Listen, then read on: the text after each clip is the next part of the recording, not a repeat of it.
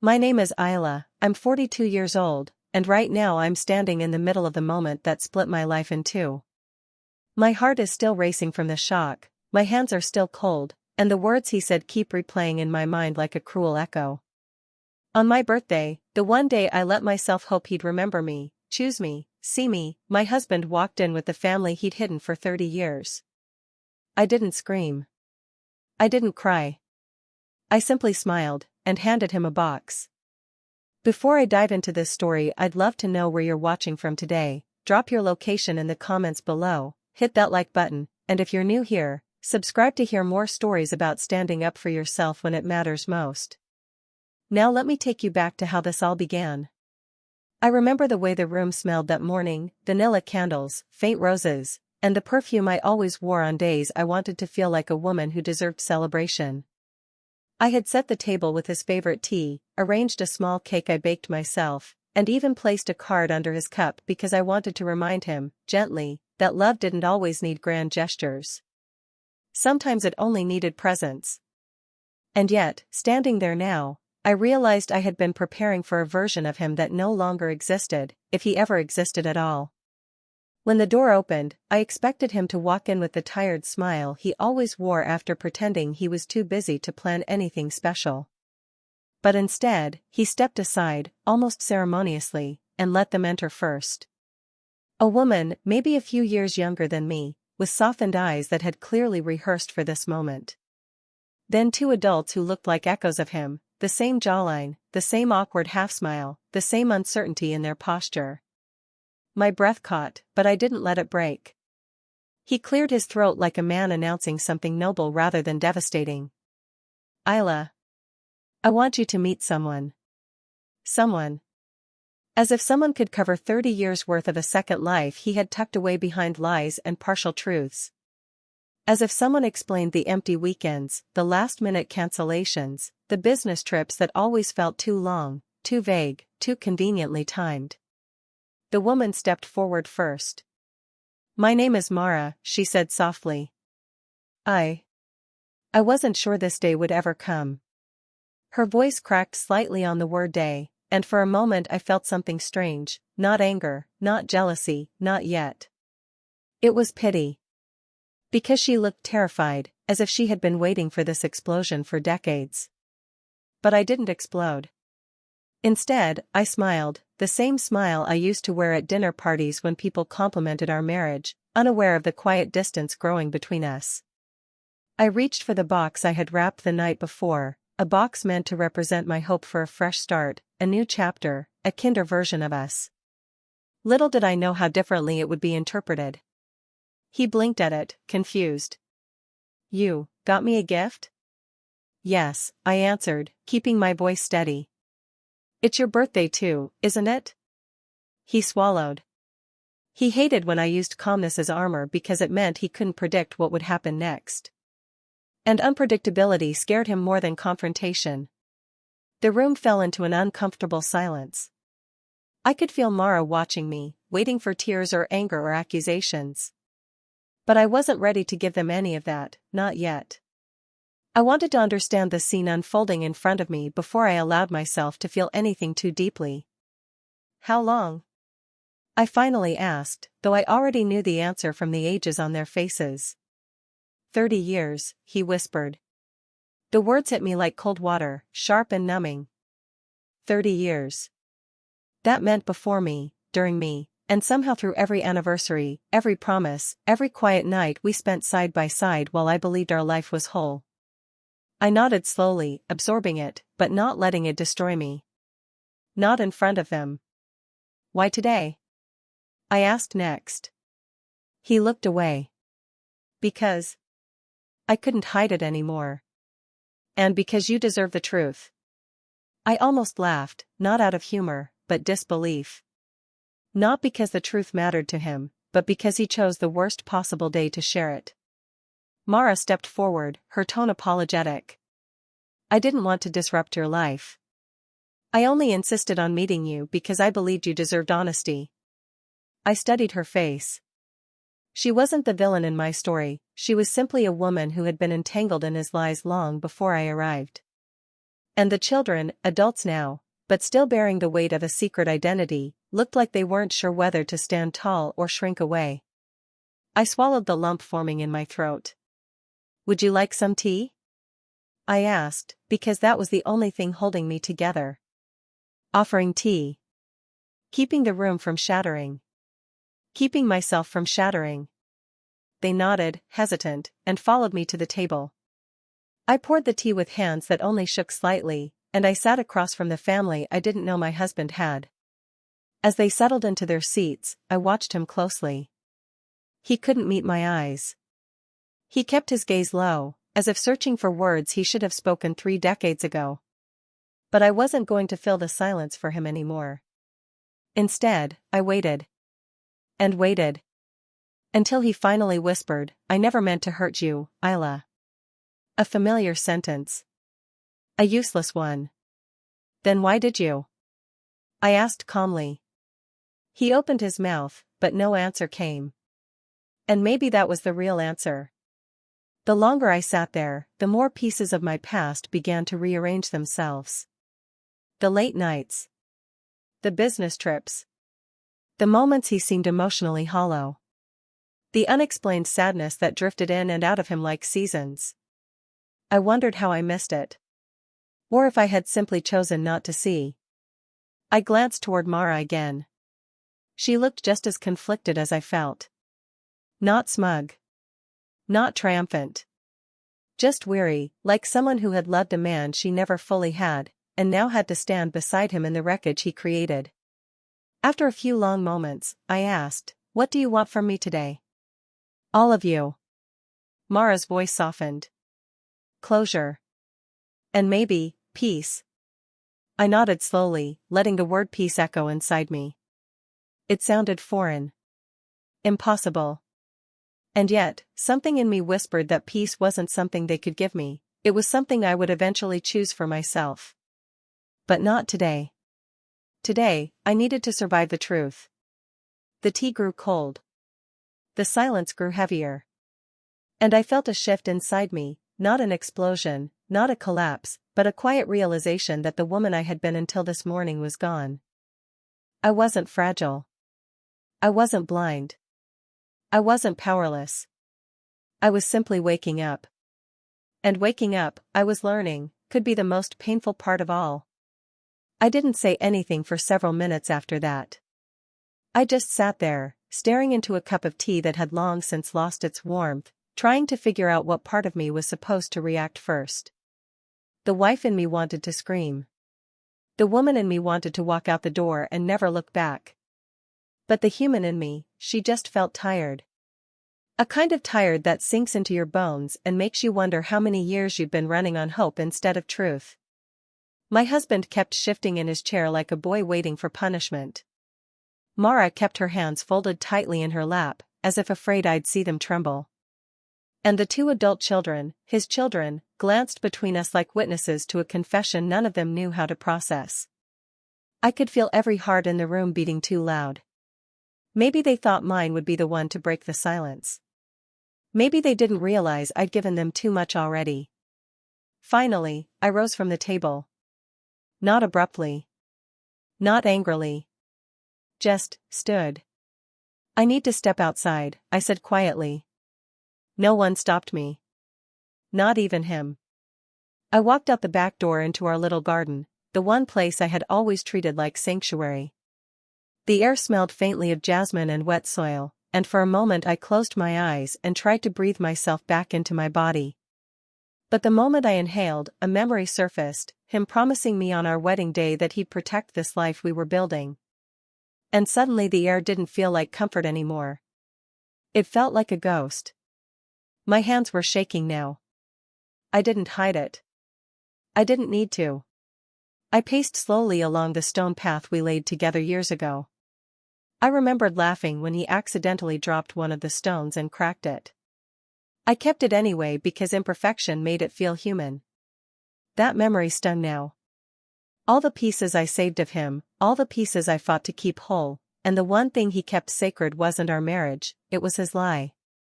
A soft knock tapped against the open door. I turned slightly. It wasn't him. It was Mara. She stepped onto the patio with careful steps, like a person approaching a wounded animal. I didn't want pity. I wanted space. But she walked forward anyway. "May I?" she asked. I didn't trust my voice, so I just nodded. She stood beside me but didn't look at me. She looked up at the jasmine instead. "It's beautiful out here," she murmured. I didn't answer. A moment passed before she spoke again. "I didn't come to hurt you, Isla. I need you to believe that." I swallowed hard. "Belief is expensive right now." She flinched. "I know." I finally turned toward her, my voice steady even though my heart wasn't. "When did he tell you about me?" Her lips pressed together. "From the beginning." I felt something dark twist in my stomach. "So, you knew he was married?" "Yes." Her voice broke on the single word. "But he told me it wasn't a real marriage. He said you were more roommates than partners. He said you were already growing apart, and he stayed with you because you depended on him emotionally." I let out a breath that sounded too much like disbelief. "That's what he told you?" She nodded. "And you believed him?" I wanted to. Her eyes finally met mine, and to my surprise, there was no cruelty there. Only resignation. I was young. I was in love. And by the time I started doubting his stories, I was already raising his children. I didn't envy her. I didn't hate her. I didn't pity her either. What I felt was something quieter, something like recognition. We were both women who had built our lives around the same broken man, and neither of us had come out whole. "I'm not here to ask you for anything," she continued softly. "I just wanted you to see we're not your enemy." I turned away, looking at the cracked stone beneath my feet. "Then what are you?" She took a breath before answering. "Collateral. Just like you." Her honesty hit harder than anything my husband ever said.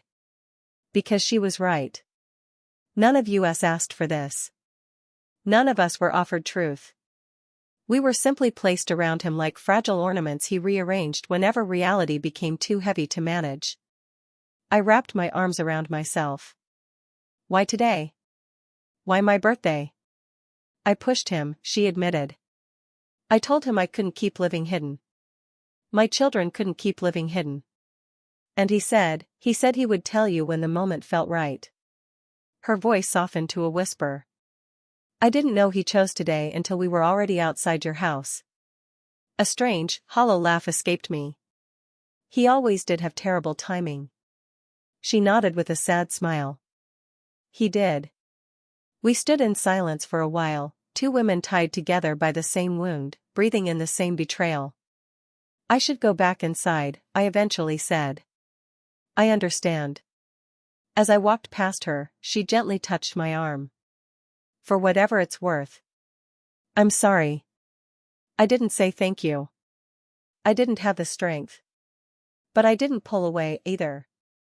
Maybe that was enough for now.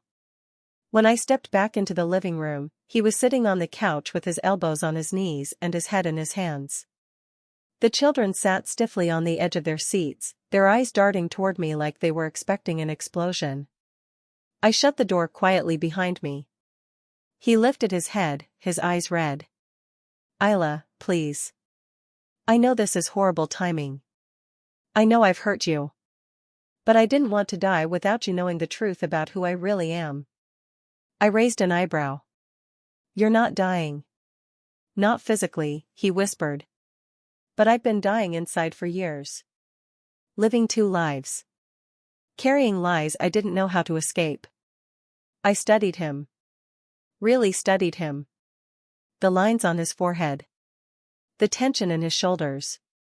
The fear in his eyes. And I realized something I hadn't expected to feel.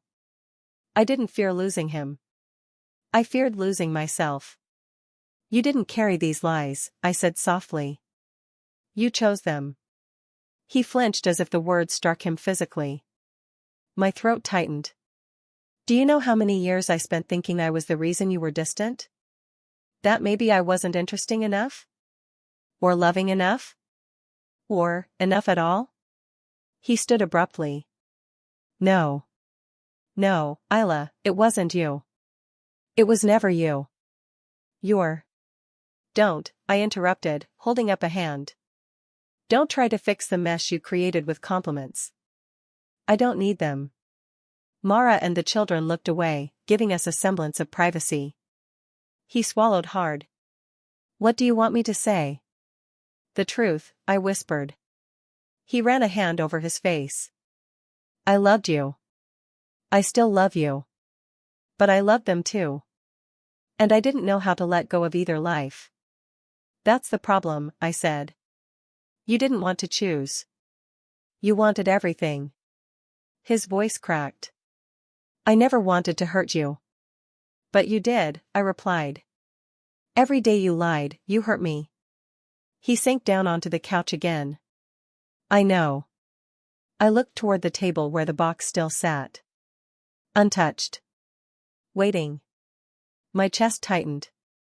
That box held a truth of my own, one I wasn't ready to reveal yet. Not while emotions were still splintered like glass on the floor. I picked it up and placed it gently in his hands. He blinked. Now? Yes, I said. Open it. His fingers shook as he pulled at the ribbon. The wrapping paper tore softly, almost tenderly. He lifted the lid. For a moment, he froze. Inside the box was a set of folded documents, a small key, and a note written in my handwriting. He looked up at me, confusion clouding his eyes. What is this? I didn't answer directly. Instead, I asked, do you remember last year, when I told you I felt like something in me was changing? Like I needed to do something for myself for once? He nodded hesitantly. That box, I said, is the beginning of that change. He unfolded the documents. His eyes widened slowly. It wasn't divorce papers. It wasn't anything aggressive or vengeful. It was something far more unexpected. A certificate of ownership. A business registration. And the key to a small studio I had quietly purchased 2 months ago. Isla, what is this? My escape, I said simply. My independence. My future. He stared at me like he didn't recognize me. You bought a studio? Yes. A space for myself. To create. To breathe. To live. I didn't tell you because I wanted something in my life that wasn't defined by you. Mara looked at me with wide eyes. The children exchanged startled glances. He whispered, why didn't you tell me? Because you don't get to be part of every piece of me anymore, I said. Not after everything. His shoulders slumped. So, this is goodbye? No, I said quietly. This is not the end. Not yet. But it is the beginning of the end of who I used to be. He looked like he didn't know whether to cry or hold on to his breath. I sighed softly. I'm not walking out today. I'm not storming off. I don't make decisions when I'm hurting. I make them when I'm clear. He whispered, are you clear now? I shook my head. Not yet. But I will be. The room fell silent, not tense, not angry, just real. Finally, I turned toward Mara and her children. I need some time alone with him. Would you all mind giving us space? They nodded immediately, almost gratefully. As they stood to leave, Mara paused beside me. If you ever want to talk, she said quietly, not as rivals, but as women. I'm here. I nodded once. It was all I could manage. When the door closed behind them, I felt the weight shift again. The air settled differently. Quieter. He sat there looking smaller than I'd ever seen him, like a man finally facing the consequences of his choices. I sat across from him. Not beside him. Across. Isla, he whispered. I don't know how to fix any of this. You can't, I replied gently.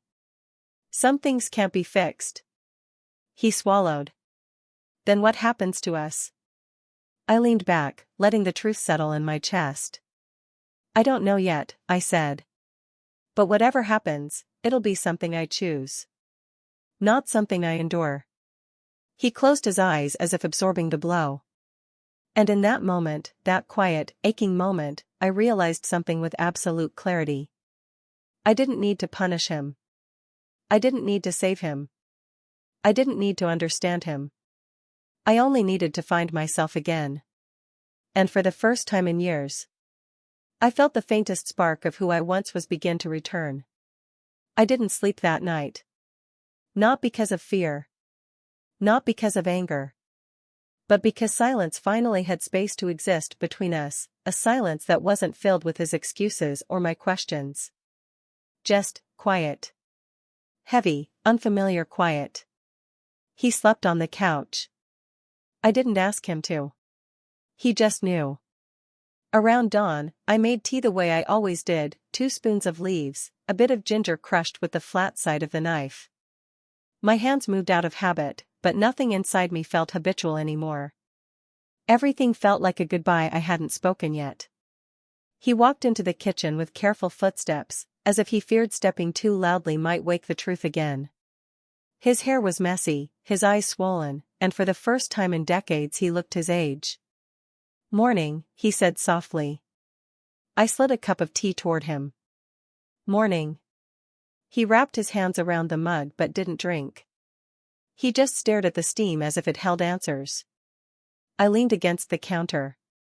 We stayed that way for several minutes, 2 people who once shared everything, now sharing only the air between them.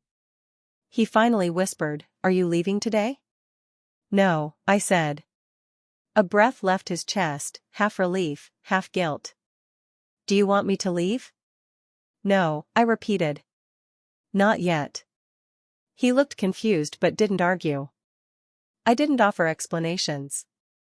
They would come when they were ready. After breakfast, he went to shower. I stood alone in the kitchen, running my fingers across the edge of the table. It was the same table we bought early in our marriage, back when everything felt like possibility. The wood had scratches from years of use, his keys, my sewing needles, grocery bags dragged carelessly across the surface. I used to think those marks told the story of our life together. Now I wondered how many of those years had belonged to me, and how many he had already given away to another family. I didn't cry. My tears had already run dry. What remained was a quiet ache, not sharp, not overwhelming, just present. Like a bruise you keep noticing but can't make disappear. When he came back downstairs, dressed and oddly formal, he hesitated near the doorway. "Isla, could we talk?" "Really talk?" "Yes," I said. "But not here." He blinked. "Then where?" I picked up my bag. "Come with me." We walked to my studio, the one from the box, in silence. It was only a few streets away, tucked between a small bakery and a printing shop. I hadn't shown it to anyone. Not even him. It was my secret world. My place to breathe before I even knew I needed air. As I unlocked the door, he watched me with a mixture of curiosity and fear. When the door swung open, the faint scent of paint filled the air. Sunlight filtered through the windows and highlighted the canvases leaning against the walls. He stepped inside cautiously. "You've been working here?" "Yes." "For how long?" "2 months." He nodded slowly, absorbing the space around him. "It's beautiful." "It's mine," I said quietly. Something in his face tightened. Not jealousy, more like realization. The first glimpse that I was already becoming someone he could no longer contain or predict. I sat on the small bench near the window. He stood for a moment, unsure where to place himself, then sat across from me. We were positioned exactly like last night, facing each other, but with more light between us. "You wanted to talk," I said. He exhaled shakily. "I don't know where to start." "Start with the truth," I replied. "Not the polished truth. Not the convenient version. The real one." His voice trembled. "I never planned to live 2 lives. It just happened. One mistake, one night, and suddenly I felt obligated to be two men at once. A mistake? I repeated. You don't build an entire secret family from a mistake. You're right, he said, voice cracking. I built it from fear. And weakness. And selfishness. I didn't speak. I let him unravel himself. I was terrified you'd see the worst in me, he continued. And I was terrified they'd feel abandoned by me. So I tried to be present for both worlds, but I only succeeded in failing everyone. I leaned back. Why didn't you tell me when the children were young? Because I didn't want to lose you. But you did, I whispered. You lost me the moment you made that choice. You just didn't know it yet. His eyes filled with tears. Isla. I can't undo any of this. I can't erase the pain I caused you. I know. I still love you. I didn't respond. Not because I didn't hear him, but because the words didn't land where they used to. Love wasn't something he got to offer like an apology.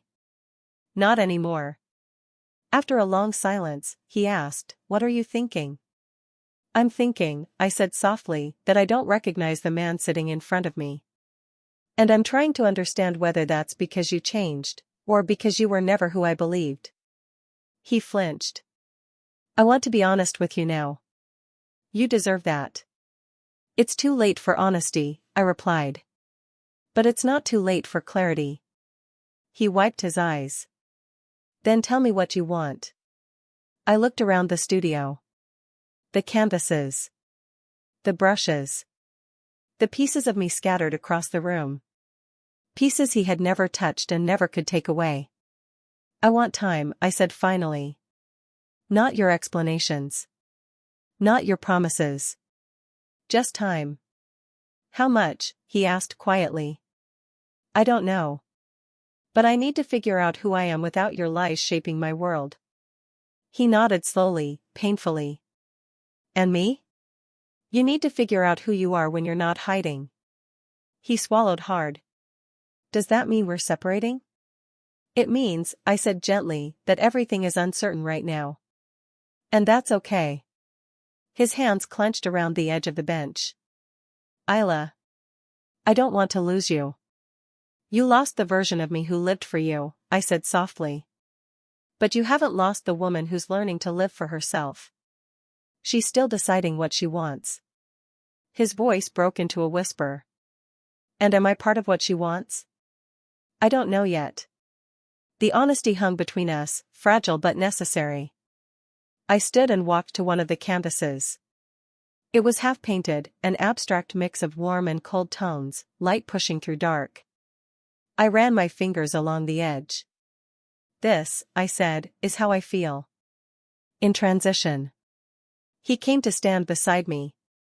It's beautiful. It's unfinished. He nodded. Like us. I didn't argue. I didn't agree either. We were something, just not something defined yet. We stayed in the studio for hours. Not arguing. Not blaming. Just existing in the quiet tension of two people learning how to see each other again without the filtered lens of their shared life. Eventually, his phone buzzed. He glanced at it, then at me. It's them. Answer it, I said. He hesitated. Are you sure? Yes, I replied. They didn't ask to be hidden. They don't deserve to be punished. He stepped aside to take the call. I didn't listen. I didn't need to. Instead, I walked toward the window, watching people pass by outside, unaware of the earthquake happening inside the small room. When he returned, he looked conflicted. They're waiting outside the house. They don't know what to do. Then go to them, I said. He blinked. You're not angry? I'm tired, I said. But I'm not cruel. He shook his head slowly. Isla, you're stronger than I ever deserved. I'm becoming stronger, I corrected. One step at a time. He hesitated. Do you want me to come back tonight? I want you to focus on them for now, I said.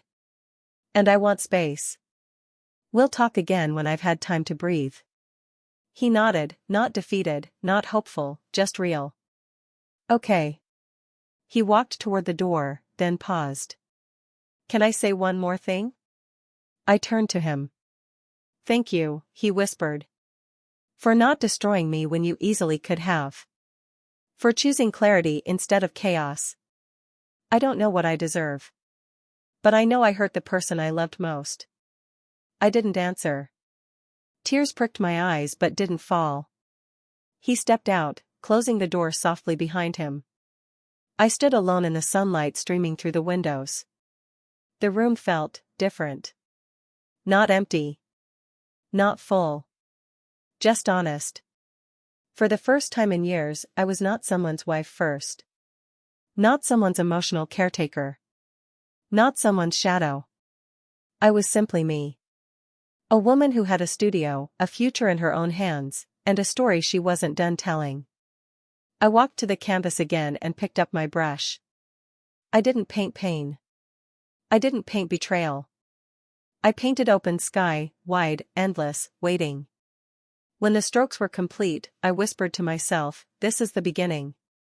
And for the first time since everything shattered, I believed it. The house felt impossibly quiet after everyone left, almost too quiet, like the walls themselves were trying to understand what had just unfolded inside them. I sat at the edge of my bed, fingers threaded together so tightly they ached, as if the pressure alone could keep me from unraveling.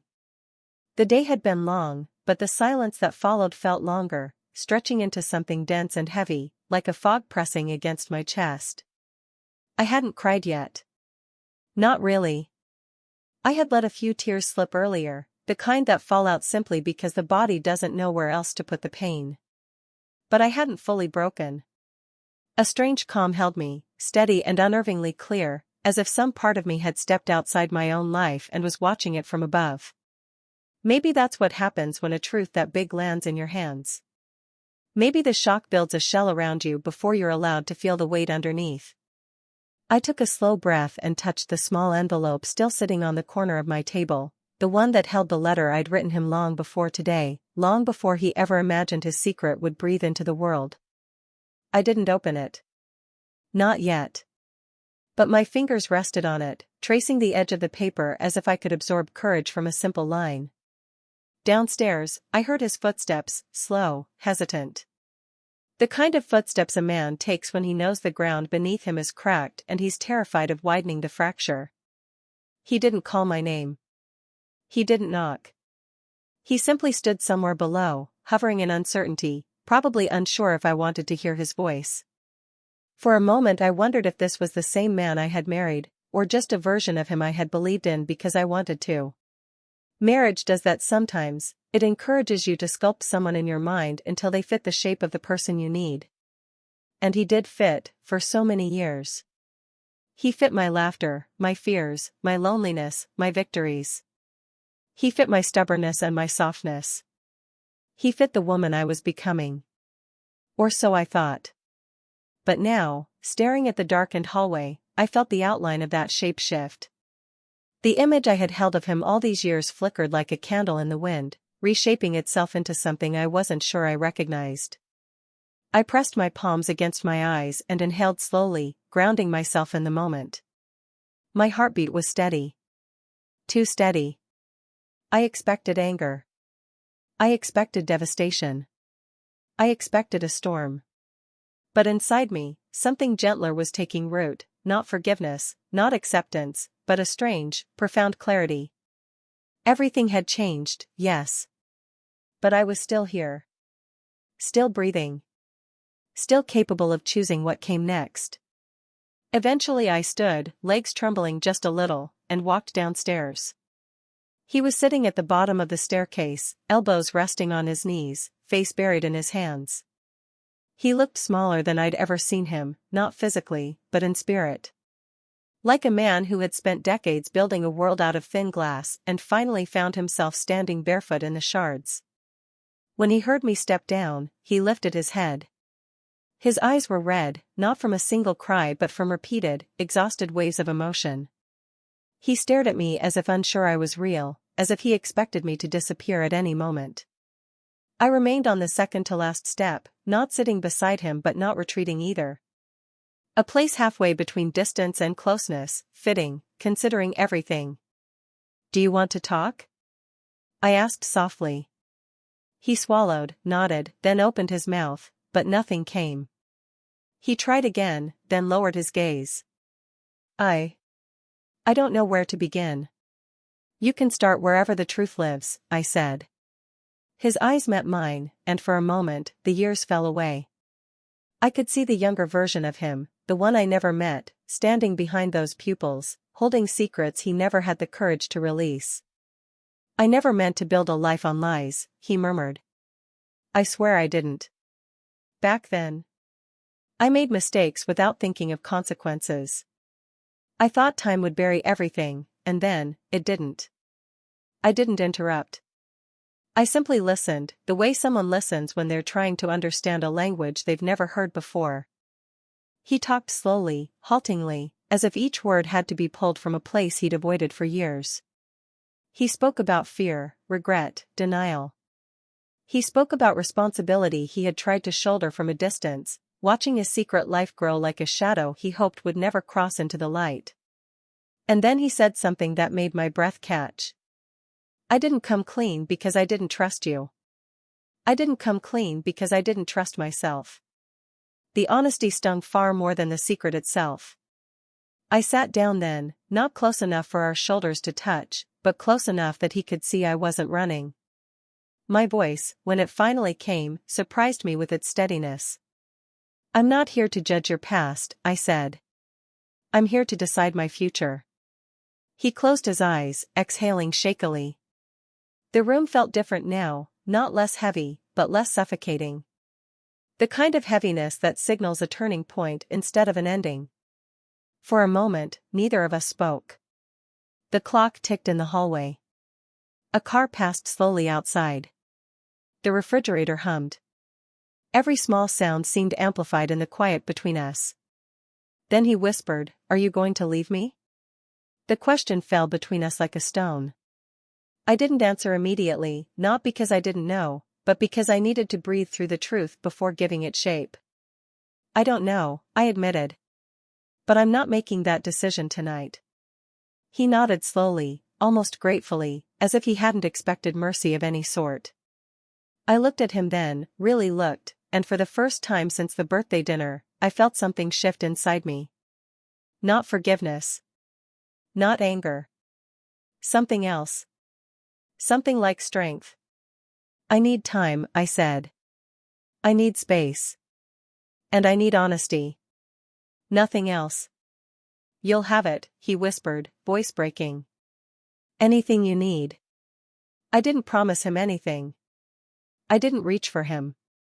I simply rose from the stair and walked toward the living room, needing space to breathe, to think, to rediscover the shape of my own outline separate from his. But as I walked, I felt something unexpected, a soft steadiness beneath my ribs. A sense that no matter what choice I made in the end, I was not breaking.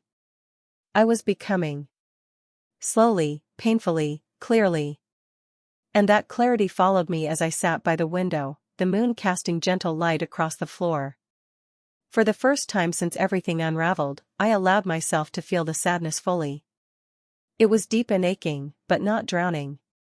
It was something I could hold. Something I could survive. Something I could rise from. And that was the moment I realized the truth that would carry me through everything that came next. This story wasn't just about him revealing a secret.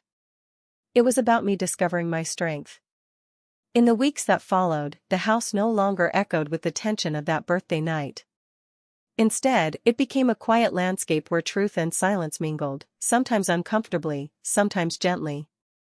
I spent my mornings walking by the lake, letting the cold air press against my skin, reminding me that I was still alive, still whole, even if everything inside me had shifted. He gave me space just as I asked. Not out of fear now, but out of respect, a word that suddenly held new meaning between us. Sometimes we spoke briefly in the kitchen, exchanging soft greetings like people learning how to communicate for the first time. Other times, we passed each other without words at all, not out of avoidance but out of understanding that healing doesn't happen on command. There were days I felt strong, too strong, almost, as if the revelation had carved something sharper inside me. And then there were days when a memory, a laugh we once shared, or even the way he set a cup on the counter would crack something open in my chest. Healing came in waves. It always does. I thought a lot about the family he had brought into my home, the faces still etched in my mind, carrying their own history, their own wounds, their own confusion. I didn't hate them. I didn't even resent them. They were living consequences of choices made long before I existed in his life. They were not my burden to carry, but neither were they my enemies. One evening, weeks after everything settled into this strange new rhythm, he sat across from me at the dinner table. No pretense. No attempt to steer the conversation. Just quiet waiting. "I know you're still deciding," he said gently. "And I'll accept whatever your decision is. I want you to know that." I studied him, not as a husband I had once seen through rose-colored light, not as a betrayer, not as the keeper of a secret life, but as a flawed human being, standing at the edge of his own redemption or downfall, depending on what came next. And in that moment, I understood something I hadn't been ready to admit before. The future didn't have to be decided in one grand moment. It was something I could shape slowly, intentionally, one truthful day at a time. My voice was calm when I finally spoke. "I'm not leaving today. And I'm not promising tomorrow. But I'm choosing to see what honesty looks like between us. Not for your sake, for mine. Because I don't want the end of this story to be written out of anger. I want it written out of truth." He closed his eyes, a silent tear escaping, not from relief alone, but from the weight of understanding what that promise meant. We talked then, not about the past, but about who we were now. Not about what we lost, but what we still had the power to rebuild. Not with blind faith, but with clear eyes. Always clear eyes. And in the quiet that followed, something inside me settled. Not back into place, no. Nothing would be the same as before. But into a new shape. One that fit the woman I had become. I realized then that the box I handed him on my birthday had changed everything by exposing the truth. But it also changed something in me. It allowed me to step into a version of myself who did not bend under secrets, who did not break under betrayal, who did not lose herself in someone else's shadow. I wasn't the same woman who woke up that morning believing the world was safe and predictable. I was someone stronger. Someone wiser. Someone capable of rebuilding her life, with him, without him, or entirely on her own. The ending wasn't a dramatic declaration or a sudden decision. It was a quiet truth settling into my bones. I didn't need certainty to move forward. I just needed myself. And for the first time in a long time, that was enough.